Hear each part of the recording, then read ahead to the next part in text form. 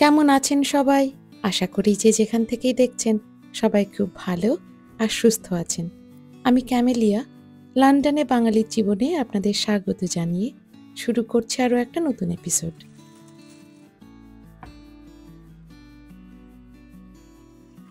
সকাল এখন প্রায় 7:45 বাজে। লিয়ানাকে নার্সারিতে দিয়ে এলাম, তাহি চলে গেছে কাজে। খালি পেটে ভাবছি আগে একটু জল খেয়ে নিই। আজ বোন বাড়িতেই আছে, ওর ইউনিভার্সিটিতে পড়াশোনা প্রায় শেষের দিকে, তাই এখনও অনেকটাই ফ্রি থাকে। সকালে ভাবলাম দুই বোনে মিলে জম্পেশ করে 1 কাপ দুধ চা খাই। চাটা হলেই চাটা নিয়ে ঢুকে যাব অফিসে। আজ সারাদিন বিশেষ কোনো কাজ নেই, শুধু অফিস আছে, রাতে রান্নাবান্না হবে, আর লিয়ানা নার্সারি শেষ করে কিছুক্ষণের জন্য যাবে আমার শ্বশুরবাড়ি। তাই বিকেলেও তেমন কিছু কাজ নেই আজ। বেশ কিছুদিন ধরেই দেখছি আপনাদের কাছ থেকে একটা কমেন্ট বারবার আসছে, লন্ডনের শিক্ষা ব্যবস্থা নিয়ে একটু বলতে। এখানে পড়াশোনার কেমন খরচ, সিস্টেম কেমন, এসব নিয়ে আপনাদের অনেকেরই অনেক কৌতূহল আছে। দেখুন, আমি তো কোনো এক্সপার্ট নই, তবে আমার জানা যতটুকু আছে, আমার অভিজ্ঞতা আর চারপাশ থেকে শোনা কথা, সেইটুকু আজকে ভাবলাম রান্না করতে করতে আপনাদের সাথে একটু শেয়ার করি।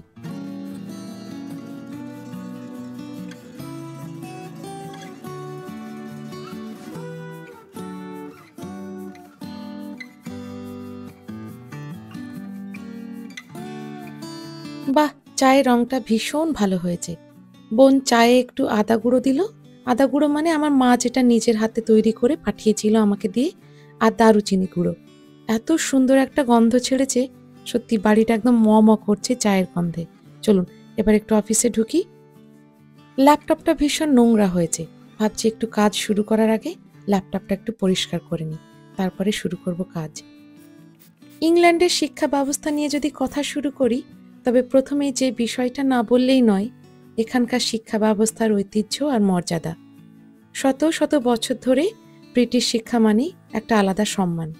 আপনারা তো নিশ্চয়ই শুনেছেন অক্সফোর্ড আর কেমব্রিজের নাম, যে দুটো বিশ্ববিদ্যালয় কেবল ইংল্যান্ডেই নয়, পুরো পৃথিবীতেই সবচেয়ে মর্যাদাপূর্ণ হিসাবে ধরা হয়।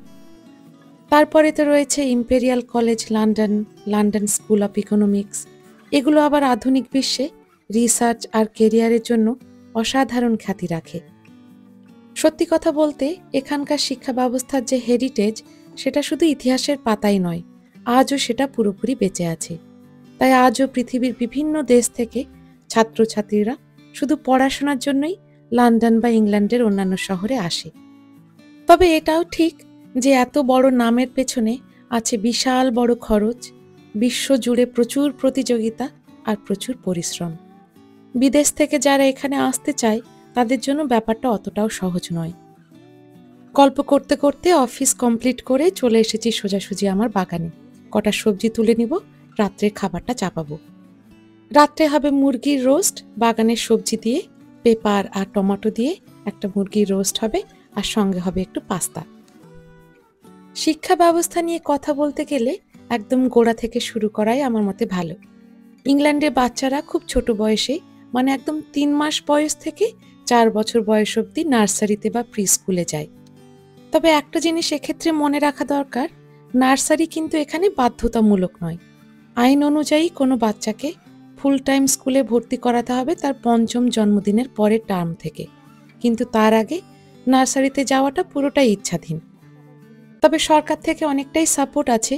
3 বছর বয়স থেকে প্রতি সপ্তাহে নির্দিষ্ট কিছু ঘন্টা পর্যন্ত ফ্রি নার্সারি এডুকেশন দেওয়া হয়, তাই প্রায় সব বাচ্চারাই নার্সারিতে কিন্তু যায়। আর নার্সারিতে যাওয়া কিন্তু আসলে বাচ্চাদের জন্য ভীষণ ভালো, কারণ এখানে খেলার মাধ্যমে অনেক কিছু শেখানো হয়, কোনো চাপ দেওয়া হয় না একেবারেই। গান গাওয়া, ছবি আঁকা, ছোট ছোট শব্দ শেখানো, এসবের মাধ্যমে ধীরে ধীরে তাদের সোশ্যাল স্কিলস, ল্যাঙ্গুয়েজ আর লার্নিংয়ের অভ্যাসটা তৈরি করা হয়। মানে এত ছোট বয়সে নার্সারিতে পাঠানোর উদ্দেশ্যই হলো বাচ্চাদের যেন শেখার প্রতি একটা আগ্রহ তৈরি হয়। এরপর নার্সারির পর 5 বছর বয়স থেকে শুরু হয় প্রাইমারি স্কুল, যা চলে 11 বছর বয়স অবধি। এখানকার একটা বিশেষ দিক হলো, এই বয়সে কিন্তু কোনো রকম র্যাঙ্কিংয়ের ব্যবস্থা নেই। প্রথম, দ্বিতীয়, তৃতীয় এমন কিছুই প্রথা নেই। আবার পাশ ফেল করারও কোনো চাপ নেই। প্রতিটি শিশুকে আলাদা আলাদাভাবে উৎসাহ দেওয়া হয়। কেউ হয়তো অঙ্কে ভালো, কেউ খেলাধুলায়, কেউ আঁকায়, শিক্ষকরা চেষ্টা করেন প্রতিটি দক্ষতাকে সমানভাবে গুরুত্ব দেওয়া। তারপর 11 থেকে 16 বছর বয়স পর্যন্ত শুরু হয় সেকেন্ডারি স্কুল। এখানেও কিন্তু পাশ ফেল নেই, শুধু কন্টিনিউয়াস একটা অ্যাসেসমেন্ট হয়। তবে 16 বছর বয়সে একটা বড় পরীক্ষা হয় এখানে, যেটাকে এখানে বলা হয় জিসিএসসি, মানে আমাদের দেশের মাধ্যমিক।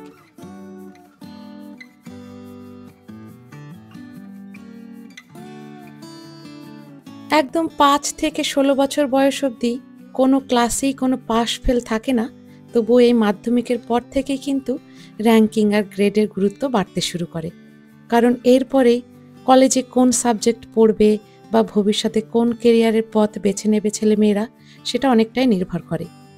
তবে একটা বিষয় একটু ক্লারিফাই করে রাখি, মাধ্যমিক বা জিসিএসসিতে কিন্তু এখানে পাশ ফেল আছে। শিক্ষা নিয়ে আরও একটি বড় দিক হলো খরচ। ব্রিটিশ নাগরিকদের জন্য প্রাইমারি স্কুল, সেকেন্ডারি স্কুল পর্যন্ত সব পড়াশোনা একেবারেই ফ্রি, অর্থাৎ কোনো টিউশন ফিজ নেই। স্কুলের বই, লাইব্রেরি, কম্পিউটার সায়েন্স ল্যাব সবকিছুই সরকারিভাবে সাপোর্ট করা হয়। এমনকি যে সমস্ত পরিবারদের একটু লো ইনকাম, সেই সমস্ত পরিবারের বাচ্চাদের জন্য কিন্তু ফ্রি স্কুল মিলেরও সুবিধা আছে, ফলে কেউ অর্থের অভাবে বঞ্চিত হয় না। এর পাশাপাশিও যাদের স্পেশাল এডুকেশন সাপোর্ট দরকার, যেমন ধরুন শেখার অসুবিধা, অটিজম, স্পিচ প্রবলেম আছে, তাদের জন্য কিন্তু আলাদা আলাদা ব্যবস্থা রয়েছে।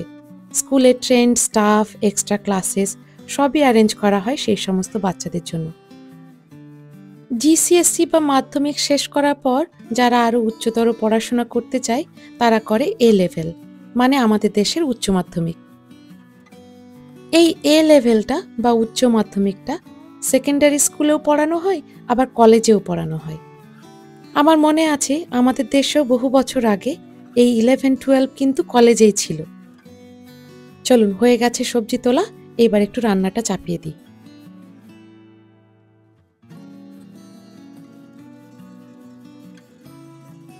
এই লেভেলটা 16 বছর বয়সে শুরু হয় আর সাধারণত 2 বছর চলে। শিক্ষার্থীরা সাধারণত 3 থেকে 4টি বিষয় খুব গভীরভাবে পড়ে এবং কোর্সের শেষে লিখিত পরীক্ষার মাধ্যমে তাদের মূল্যায়ন করা হয়। এই লেভেলে বিষয়গুলো কিন্তু বড় বড় ক্যাটাগরিজে ভাগ করা থাকে, যেমন ধরুন arts, humanities, language, mathematics, science, social science, আরও অনেক কিছু আছে। আর্টস ক্যাটাগরির মধ্যে পড়ছে চিত্রকলা, নাটক, থিয়েটার, ফিল্ম স্টাডিজ, সঙ্গীত এবং অনেক কিছু। তারপরে ল্যাঙ্গুয়েজের মধ্যে পড়ছে ফরাসি, জার্মান, স্প্যানিশ এবং অন্যান্য আধুনিক ভাষা। ম্যাথামেটিক্সের মধ্যে পড়ছে ম্যাথামেটিক্স অবশ্যই এবং ফার্দার ম্যাথামেটিক্স। সায়েন্সের মধ্যে পড়ছে বায়োলজি, কেমিস্ট্রি, ফিজিক্স। সোশ্যাল সায়েন্সের মধ্যে পড়ছে ইকোনমিক্স, পলিটিক্স, সাইকোলজি, সোশিওলজি, এই সমস্ত। হিউম্যানিটিজ বা মানবিক বিষয়ের মধ্যে পড়ছে ক্লাসিক্যাল সিভিলাইজেশন, ইংলিশ লিটারেচার, ভূগোল, ইতিহাস, রিলিজিয়াস স্টাডিজ এবং আরও কিছু অন্যান্য ক্যাটাগরিজ আছে, যেমন বিজনেস, কম্পিউটার সায়েন্স, ল, মিডিয়া, এই সমস্ত এখানে পাওয়া যায়। উচ্চ মাধ্যমিক বা এ লেভেলে এখানে শিক্ষার্থীরা সাধারণত 3টি বিষয় নির্বাচন করে পড়াশোনা করে। তবে চাইলে মাত্র একটি বিষয় নিয়েও পড়াশোনা করা যায়, আবার 5টি বিষয় নিয়েও যায়। তবে বেশিরভাগ ক্ষেত্রেই কিন্তু দেখা যায় 3টি বিষয় নিয়ে পড়াশোনা করতে, কারণ বেশিরভাগ ইউনিভার্সিটিগুলো 3টে বিষয় নিয়ে না পড়াশোনা করলে এন্ট্রি দেয় না। তবে কেউ চাইলেই 5টির বেশি বিষয় নিয়েও পড়তে পারে, আর শুধুমাত্র একটি বিষয় নিয়েও কিন্তু পড়তে পারে।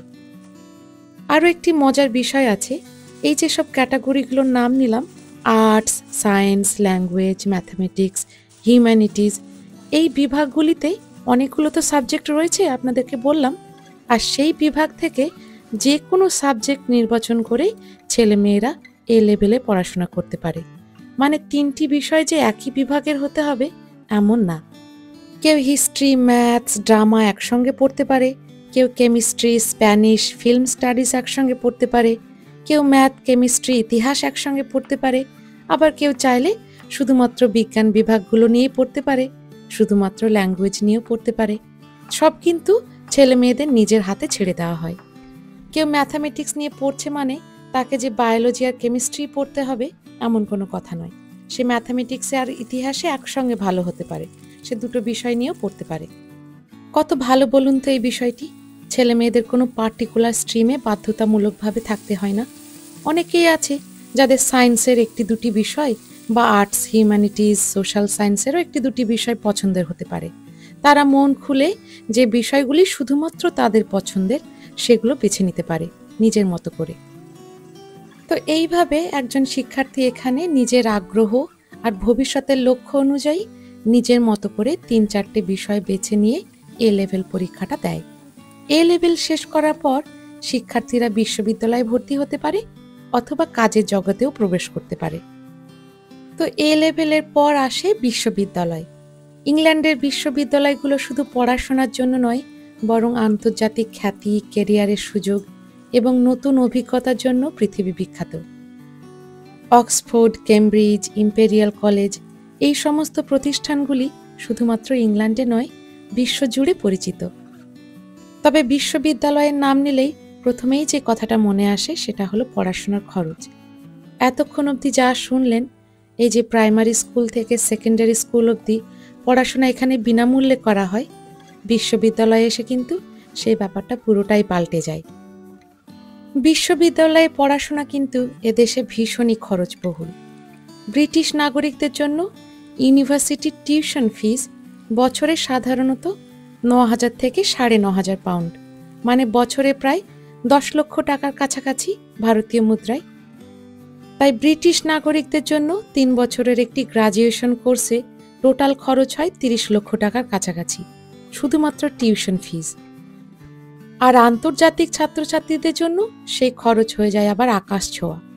টিউশন ফি বছরে দাঁড়ায় ১৫,০০০ থেকে ৩৫,০০০ পাউন্ড বা তারও বেশি, মানে ভারতীয় মুদ্রায় বছরে প্রায় ১৭ লক্ষ থেকে ৪১ লক্ষ টাকা পর্যন্ত হতে পারে। মানে ৩ বছরে গ্রাজুয়েশন কোর্স করতে গেলে একটি আন্তর্জাতিক ছাত্র বা ছাত্রীর মিনিমাম টিউশন ফি ভারতীয় মুদ্রায় ৫০ লক্ষ থেকে ১ কোটি টাকার উপরে হতে পারে। এই হিসেবটি শুধুমাত্র টিউশন ফি এর। এছাড়া জীবনযাত্রার খরচ, যেমন বাসস্থান, খাবার, বইপত্র, যাতায়াত সব মিলিয়ে ৮ থেকে ১২,০০০ পাউন্ড বছরে খরচ হতে পারে, বিশেষ করে লন্ডনে। তবে এই খরচটি আন্তর্জাতিক বলুন আর ব্রিটিশ নাগরিক বলুন, সবারই কিন্তু একই। ৮ থেকে ১২,০০০ পাউন্ড মানে মোটামুটি গড়ে ১০ লক্ষ টাকা প্রতি বছর লাগবে শুধুমাত্র বাসস্থান, খাবার, বইপত্র, যাতায়াতের পেছনে।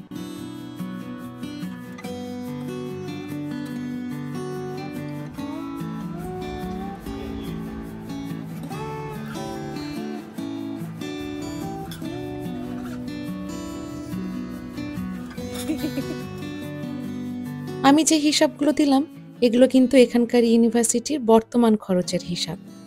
আজ থেকে ১০-১৫ বছর আগে এত টাকা লাগতো না। আজকাল প্রত্যেকটা জিনিসের এমন চড়া দাম, এখানে ইউনিভার্সিটিগুলোই বা পিছিয়ে থাকবে কেন বলুন? টিউশন ফি এর পাশাপাশি জীবনযাত্রার খরচও এখানে অনেকটাই বেড়ে গেছে। বিশেষ করে লন্ডনের মতো শহরে থাকা খাওয়ার খরচ আগের তুলনায় অনেক বেশি। গল্পে গল্পে বলাই হয়নি, আমরা এসেছি বাইরে একটু কফি খেতে, আর তাহির কাজ থেকে ফেরার পথে একটু ফোন করলো, ও নাকি এসে আমাদেরকে জয়েন করবে এখানে। তো ও জয়েন করবে আর বললো ওর জন্য একটু যেন কফি কিনে রাখি। তো কফিটা কিনে রাখছি ওর জন্য, এক্ষুনি চলে আসবে। সামনে আবার দেখছি একটা সার্কাস বসেছে, চলুন একটু খোঁজ নিয়ে আসি। চলেছে?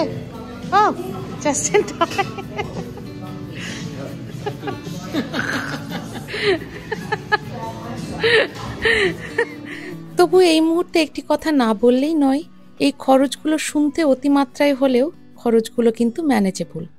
অনেক বিশ্ববিদ্যালয় দেশি বা বিদেশি মেধাবী ছাত্রছাত্রীদের পার্শিয়াল বা ফুল স্কলারশিপ দেয়। তার উপরে ব্রিটিশ ছাত্রছাত্রীরা এখানে সরকার থেকে স্টুডেন্ট লোন পেয়ে যায় বা অন্যান্য সাপোর্ট প্রোগ্রাম থেকেও সাহায্য পায়। আর বিদেশি ছাত্রছাত্রীরা আপন আপন দেশে লোনের ব্যবস্থা করে নিতে পারে। অর্থাৎ সঠিক প্ল্যানিং থাকলে এখানে পড়াশোনা করা সম্ভব।